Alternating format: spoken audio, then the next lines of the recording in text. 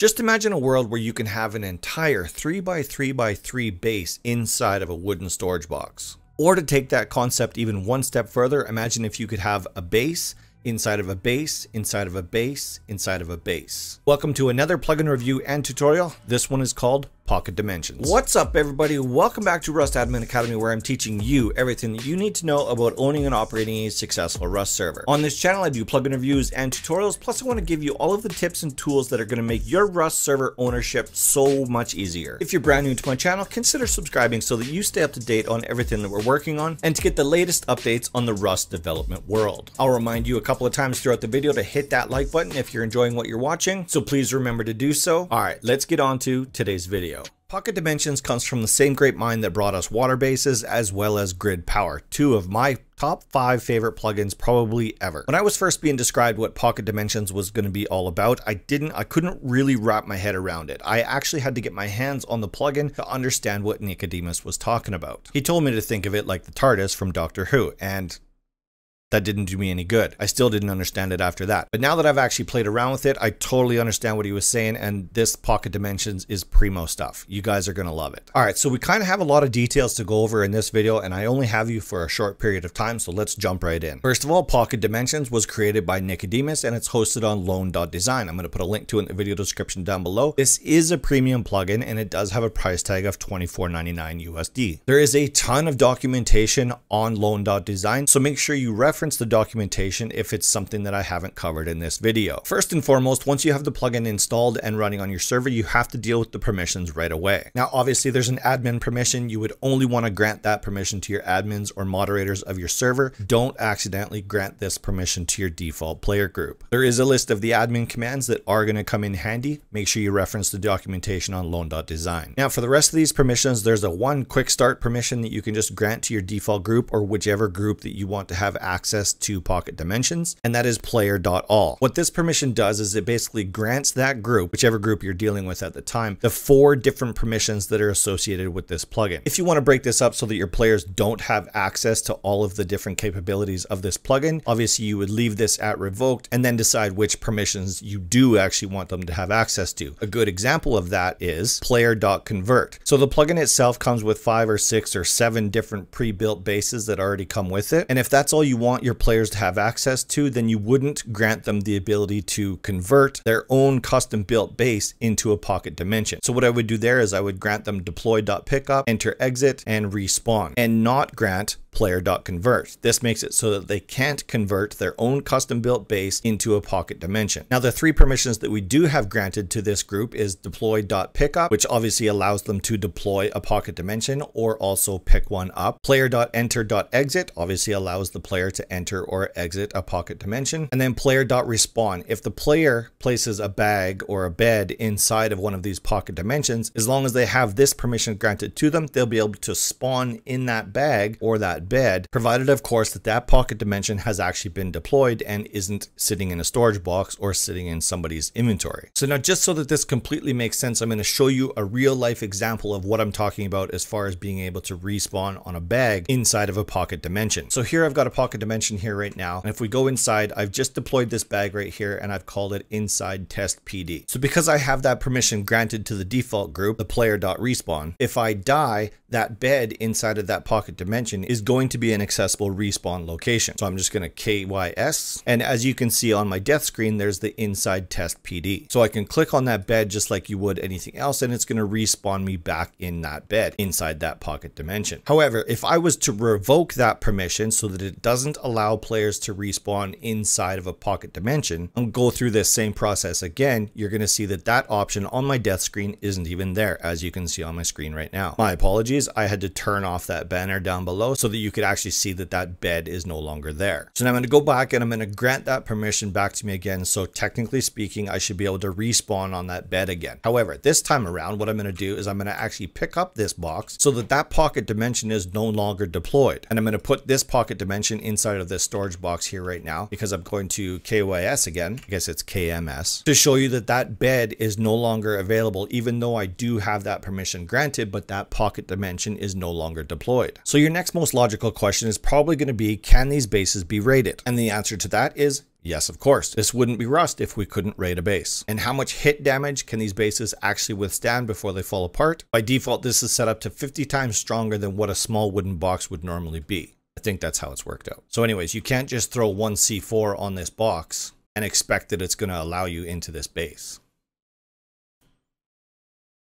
So I've now dropped 4 C4 on there and it took me down to a health of 63 of 150. And what if we needed to repair this base after somebody tried raiding it? Well, we can do that too. As long as you have the required resources, you can repair your base same as you would any other base. I've just now taken it back down to 63 health again. Let's see what it looks like on the inside of the base. And as long as you have the required resources, yes, this base will repair itself over time, just like a normal base would. Now, one of the first questions I had when I first deployed my very first Pocket Dimension was, where do I actually go when I go inside this base? Well, that's a really great question. So as you can see, I'm at the top of 04 right now. This is where my Pocket Dimensions are deployed. This is where I've been KMS. And let's go inside this Pocket Dimension and check the map again. So now, as you can see, I'm in K9. So K9 from 04, you can see I'm this far away. But so does that mean that there's just some random base that appears at K9? No. Now, obviously, you can only do this as an admin as long as you have the permissions to do so. But if you go into NoClip and just go outside of the base, you can see that this base is just hovering in the middle of nowhere. Still located at K9, just way up in the sky so far that nobody would ever see it. So my next question, and I actually asked this of Nikedemos, was, can players on the ground hear what's going on inside of the base, inside of a Pocket Dimension? And first of all, it's far enough off the ground that no, they probably wouldn't hear anything anyways. However, there is a layering system built into native Rust. So if something happens inside of one of these layers, the layers above it and the layers below it don't have any idea of what's going on. And the easiest way to show you what I mean, I'm going to try and do this without actually losing the base because it is pretty easy to do. But if I fly up, you should actually see this base disappear.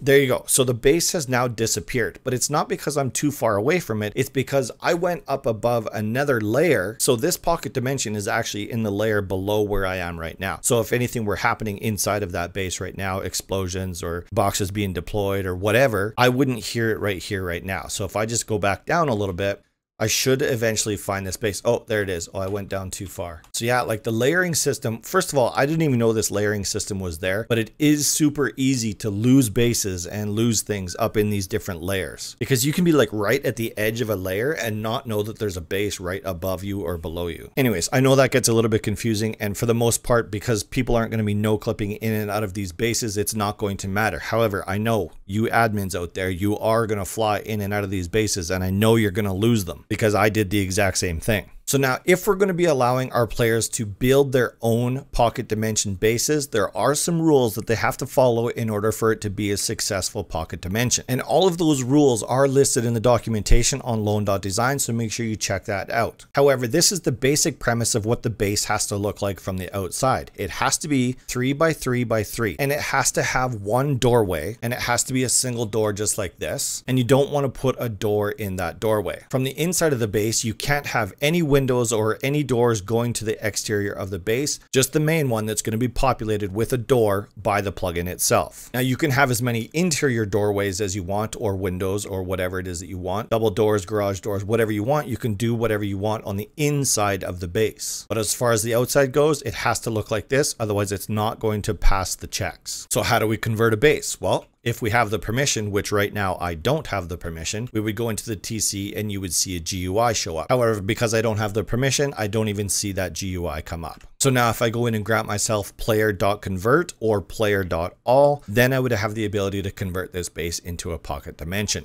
So now I'll go back into the TC, and as you can see there, convert to Pocket Dimension with a conversion cost right there. So by default, this is set up to 500 scrap. This is all configurable inside the configuration file for Pocket Dimensions. You can obviously decrease or increase this price to whatever it is that you want it to be. So as long as you have the required scrap, you can just click on the button, and this now becomes a Pocket Dimension, and it also tosses it in your inventory. So now I can redeploy that 3 by 3 by 3 base wherever I want. And there we go. Now I'm back inside my 3 3x3 base. Now what you know so far should prompt two questions. Do I have to put the doorway on the bottom floor? And the answer to that is no. So as you can see, I've got my doorway up on the top floor there right now, and I can go into my TC and I can click on convert to pocket dimension. And then you also might be asking, what happens if I don't meet the requirements for an actual pocket dimension base? So this one is obviously only 1 floor tall. I still have my doorway, but I've added a window on the other side, and let's try and convert this to a pocket dimension. And there it gives you the parameters that aren't being met. So I must have at least 35 walls and that it counted 10. Okay, so now I've filled it back up so that I now have, I was about to say 35 walls, but I don't actually have 35 walls. I have 34 plus this window. So if I try to convert this one, it's going to say the exact same thing again, except that it counted 34 walls instead of 35. So that's how it makes sure that the exterior of the base is going to be the condition that it needs to be in. So if I take out this wall here, replace it with a solid wall, now I'd be able to convert this pocket dimension. Once you have this 3x3x3 frame built, you can do whatever you want on the inside of it. You can put your TC wherever you want, your stairs, your boxes, you can do whatever you want on the inside. But the outside frame has to fit these parameters. So that's how you make it so that your players can create their own pocket dimensions. However, you can also add the wooden box to your loot controller with these specific skins on them, and then players will be able to find them in loot containers all around your map. You could of course also sell them in vending machines, or you could sell the execution of this command inside of server rewards, for example. So somebody goes in, spends some server rewards, they get this command executed on them, and the plugin will give them one of these pocket dimensions. So there's quite a few different ways where you can actually get these pocket dimensions into your players' hands, or of course you can just allow them to convert their own bases into pocket dimensions. So this, I believe this is the pocket dimension that I set up in the intro, and I believe, so what I'm going to do here is I'm going to actually go through all of these different dimensions, and this is no editing tricks, this is nothing fancy happening. I'm literally going from one doorway into another doorway into another doorway, all the way through till we get to the very end. And we're in a twig box. This isn't the one that I just converted. I was just using that as the example. You can see that the TC is in a different location. And here's another pocket dimension right here. And here we're in another base now. And here's another pocket dimension right here. And now we're in another base, another pocket dimension, and I think this should be the end. Yeah, this is the end. So here we are inside of a base that it looks like Santa Claus puked all over. This is one of Nikedemos' designs. This does come by default with the plugin. So does all of the other ones that we went through to get here. And then to go back out, obviously we just use the exit, which will be the only exterior door. And they all look the same. They all look like this marine door. And there we go. We're back at the beginning again. It is also worth noting that these pocket dimensions do follow the rules. So as you can see here, there's a code lock on this pocket dimension that we're looking at, and it won't allow me to pick it up. I would actually have to go in, unlock that code lock, remove that code lock, and now I'm able to pick that item up, and it just goes back into my inventory like it was there before. These pocket dimension bases, they follow the exact same rules as any other base inside of Rust. You still have to fill up the TC, you have to keep that inventory maintained, otherwise it will start to decay and eventually it will fall apart. Now the one thing that I haven't done while I was testing this plugin, I wanted to wait and do it right on this recording, is I want to know what happens to the inventory of a pocket dimension inside of a pocket dimension inside of a pocket dimension. So hopefully I have enough inventory inside those 4 or 5 different bases that are inside this dimension that hopefully something should come spewing out, or I'm not sure what it's going to look like. This was the whole point of doing it on this recording.